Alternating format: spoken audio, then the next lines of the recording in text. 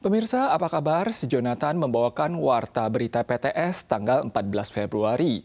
Insiden ledakan parah terjadi di pusat perbelanjaan Sinkom Mitsukoshi di Taichung kemarin. Lantai dalam gedung dan bagian luar bangunan porak-poranda akibat ledakan gas.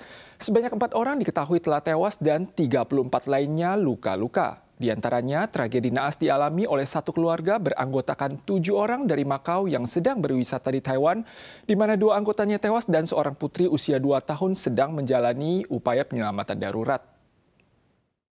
Warga yang mengemudi melewati Taiwan Boulevard di pusat kota Taichung, tepat di depan gedung Sinkom Mitsukoshi, dikejutkan oleh ledakan tiba-tiba di lantai 12-nya.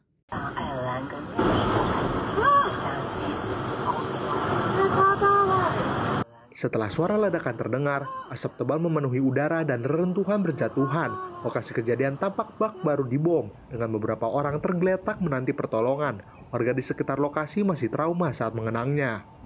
很大声的震动，我们那时候第一时间以为是地震，然后后来发现说不是地震，因为有碎片从那个电梯的那个上方全部都掉下来。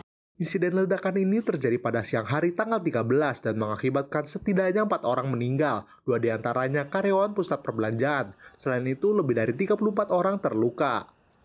Petugas damkar segera masuk ke lantai 12 yang terdampak paling parah untuk melakukan operasi penyelamatan. Pemandangan di lokasi porak-poranda membuat pergerakan sulit karena lantai 12 merupakan area pujasera. Ledakan gas diduga terjadi akibat kelalaian dalam proses pembongkaran dan renovasi. Rekaman menunjukkan dinding luar gedung Sinkom Mitsukoshi berlubang akibat ledakan, dengan pecahan bata berserakan di berbagai tempat.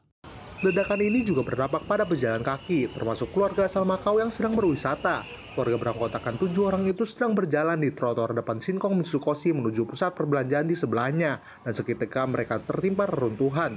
Akibatnya 2 orang meninggal dan 4 lainnya terluka, termasuk seorang balita. Sementara penyebab pasti ledakan masih diselidiki, Pemkot Taichung akan mengenakan denda 1,2 juta dolar dan membentuk tim inspeksi keamanan publik di pusat perbelanjaan.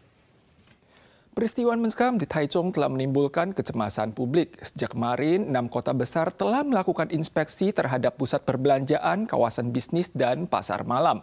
Pakar menunjukkan bahwa ada banyak kawasan bisnis majemuk di Taiwan yang melakukan renovasi interior gedung sambil menjalani bisnis. Sebenarnya hal ini sangat berbahaya. Di pusat perbelanjaan ini, banyak stand sedang direnovasi. Hanya dipisahkan oleh sekat kayu, para pengunjung yang sedang berbelanja pun tak bisa menghindari suara bisingnya. Pasca insiden ledakan gas di pusat perbelanjaan di Taichung, kekhawatiran masyarakat pun tak terelakkan. Renovasi stand merupakan hal umum dengan menggunakan sekat kayu agar stand lain tetap bisa beroperasi. Namun saat satu sisi menjalankan perbaikan, di sisi lainnya pelanggan tetap berbelanja. Jika terjadi masalah saat proses konstruksi, dikhawatirkan akan timbul bahaya.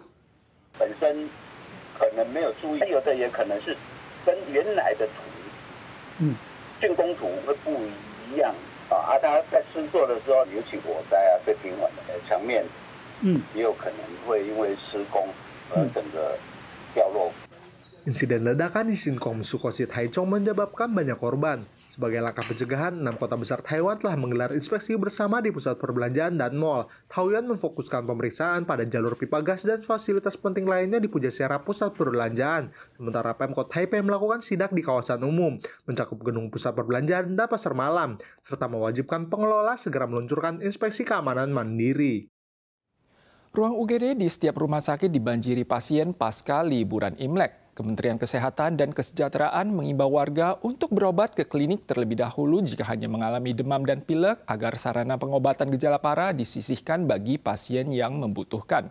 Sementara itu, Pusat Pengendalian Penyakit memprediksi bahwa gelombang epidemi kali ini baru akan mereda sekitar 2 hingga 3 minggu mendatang. Ruang UGD pada instansi medis di seluruh Taiwan dibanjiri pasien influenza dan norovirus. Jumlah pasien yang mengantri ranjang penyakit membludak. Di satu sisi, Kementerian Kesehatan dan Kesejahteraan sedang membahas alokasi ranjang penyakit dengan unit medis terkait.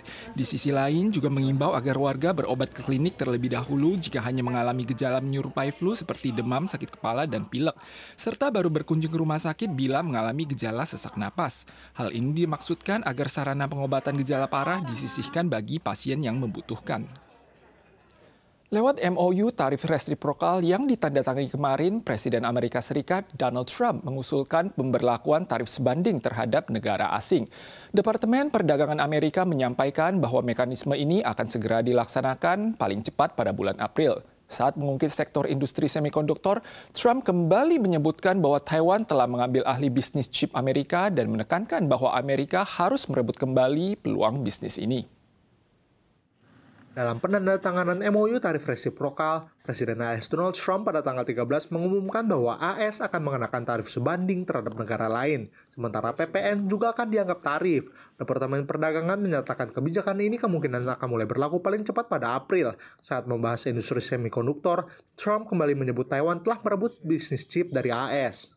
Taiwan took our chip business away. We had Intel, we had these great companies that did so well, and it was taken from us, and we want that business back. We want it back in the United States. And if they don't bring it back, we're not going to be very happy.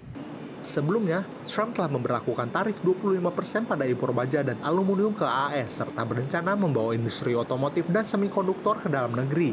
Namun, Uni Eropa, Kanada, dan Meksiko telah menyiapkan strategi penanggulangan balasan yang dapat berdampak pada perekonomian AS. Sementara itu, Tiongkok membalas dengan mengenakan tarif tambahan pada energi, mesin pertanian, dan kendaraan besar dari AS, serta menyelidiki dugaan monopoli Google.